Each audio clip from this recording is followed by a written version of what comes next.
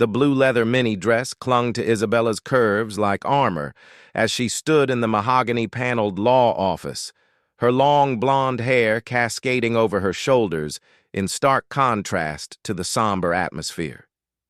The lawyer's words echoed in the sterile air. "Without a spouse, Mr. Blackwood's estate will be dissolved, his charitable foundation dismantled, and his life's work forgotten." Damian Blackwood sat across from her, his dark eyes studying her with an intensity that made her skin prickle. At 35, he was already a legend in the tech world, but the terminal diagnosis had changed everything. 6 months to live, maybe less. His empire, worth billions, would crumble without proper succession planning, and his late father's foundation that provided clean water to impoverished communities would die with him. "Miss Chen?" Damian's voice was rough velvet, each word carefully measured. "I know this arrangement seems unconventional, but I need someone I can trust, someone who understands what this foundation means." Isabella smoothed the leather dress with trembling fingers, remembering how she'd chosen it that morning, wanting to look professional, untouchable. She'd worked for his foundation for 3 years, had seen the villages transformed by clean water, had watched children's faces light up when the wells were completed.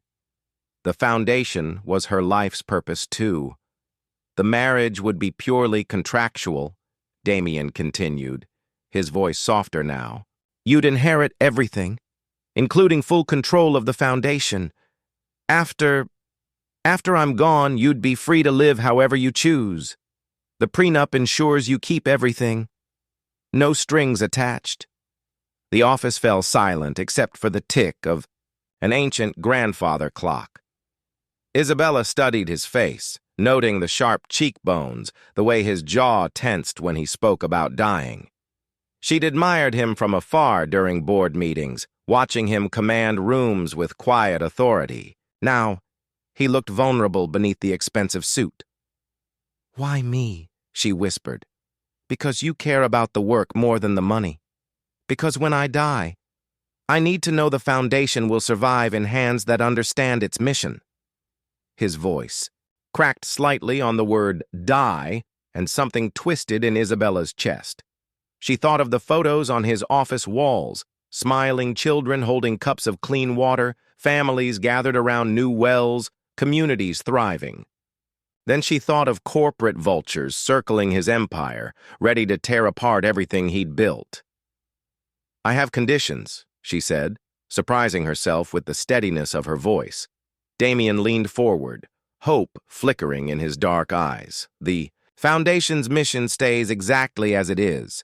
No corporate interference, no profit motives. And—" She paused, her heart hammering against her ribs. "I want to spend time with you. Real time. If we're doing this, I want to know the man whose legacy I'm protecting."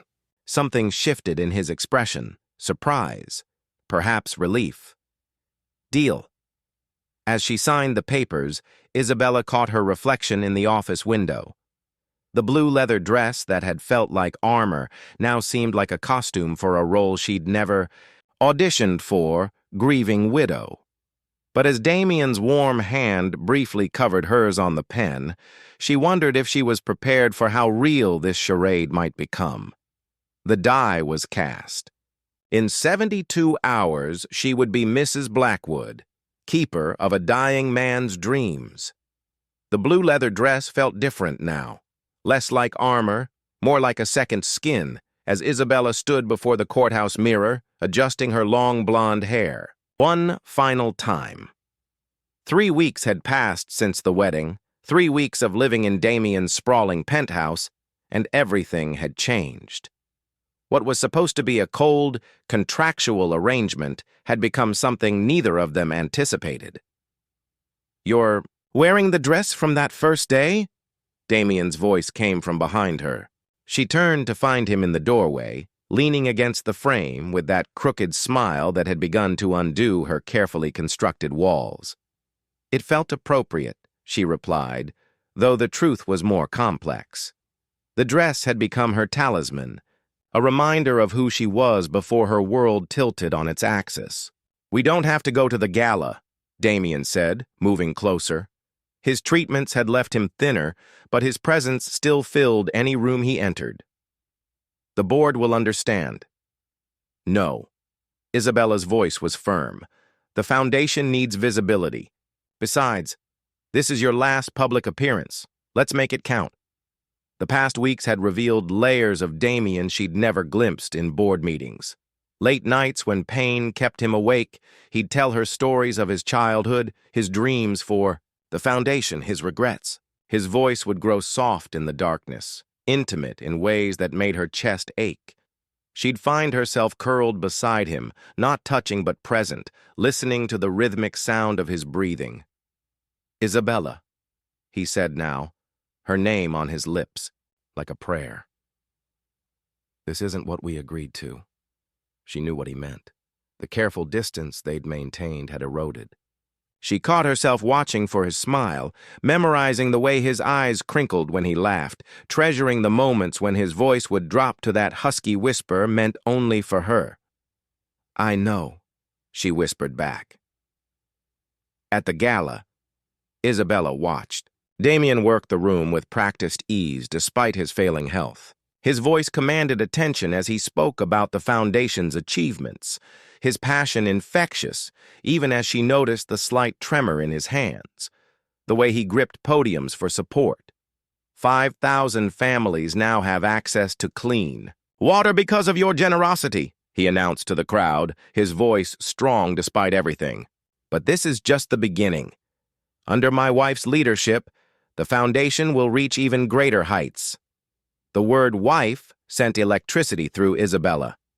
When had it stopped feeling like pretense? During the auction, she bid aggressively, on a weekend getaway package, winning with a sum that made Damien raise an eyebrow. "Planning to use that?" he asked as they swayed together during the final dance. "Maybe," she replied, her hand resting on his chest, feeling the steady rhythm of his heart. "Would you come with me?" His dark eyes searched her face. "Isabella, we both know I might not—" "Would you come?" she interrupted, her voice fierce. "Yes," he said simply, and she felt his voice rumble through his chest where her hand rested. Later, in the car heading home, Damien's head fell back against the seat, exhaustion finally showing. "Thank you," he murmured, his voice barely audible. "For what?" "For making tonight perfect. For making these weeks—" He paused, struggling with words. "For making me remember what it feels like to be alive." Isabella's throat tightened. The blue leather dress suddenly felt too tight, too confining. She was supposed to be protecting his legacy, not falling for the man behind it. But as she listened to his quiet breathing beside her, she realized it was too late for such distinctions. She was no longer just the keeper of his dreams. She was living inside them. The blue leather dress hung in Isabella's closet like a ghost, untouched for 6 months since the funeral. Her reflection in the penthouse mirror showed a woman transformed. The same long blonde hair, but something fundamental had shifted in her eyes. The contractual widow had become something she'd never expected, a woman in mourning. Damien had lived 2 months longer than the doctors predicted, and every extra day had been a gift wrapped in bittersweet moments. The weekend getaway she'd bid on became a coastal retreat where they'd walked beaches at sunrise, his voice growing softer each day as he shared stories she'd never heard. His laugh, once commanding and bold, had become precious and rare. The foundation was thriving under her leadership, but success felt hollow without his voice approving new projects from across the room. Board meetings felt sterile without his insights, his way of cutting through corporate nonsense with sharp wit and unwavering moral clarity. Isabella's assistant knocked softly. "Mrs. Blackwood, the documentary crew is here." She'd agreed to the interview about Damien's legacy, thinking it would be just another professional obligation. But as she faced the camera, wearing a simple, Black dress instead of the blue leather that held too many memories. She realized she wasn't ready to talk about him in past tense. "Tell us about your husband," the interviewer prompted. Isabella's throat constricted. "Damien had this voice," she began, then stopped, surprised by her own words. "I mean, he was brilliant, driven, compassionate. But it was his voice I noticed first. The way he could make you believe anything was possible just by the conviction in his tone." The memories flooded back, his voice calling her name in the morning, rough with sleep. His voice on the phone during treatment days, working even when he could barely sit up, because the foundation mattered more than his comfort. His voice in their final weeks, whispering stories and confessions in the dark, each word a treasure she'd hoarded against the coming silence. "What would surprise people about him?" the interviewer continued. "He sang," Isabella said, smiling through sudden tears. "Badly off-key, usually in the shower. He loved old jazz standards, and he'd sing them like he was performing at Carnegie Hall instead of our bathroom. I used to tease him about it, tell him to stick to saving the world." Her voice broke. "I'd give anything to hear that terrible singing again." After the crew left, Isabella found herself in Damien's study, surrounded by his books, his awards, his vision boards for foundation projects. She pulled out her phone and scrolled to his voicemails, messages she'd saved but never had the courage to replay. The first one was from a year ago. "Isabella, it's Damien. The Cambodia project got approved. We're going to bring clean water to 12 villages. I wanted you to hear my voice when I told you. This is what victory sounds like." She pressed. Play on another. "Darling, I'm running late for dinner. Start without me if you want, but save room for dessert. I have news about the school project that's going to make you smile." And the last one, recorded 2 days before he died. "My brave..." Isabella, if you're listening to this, it means I'm gone. But my voice is still here, isn't it?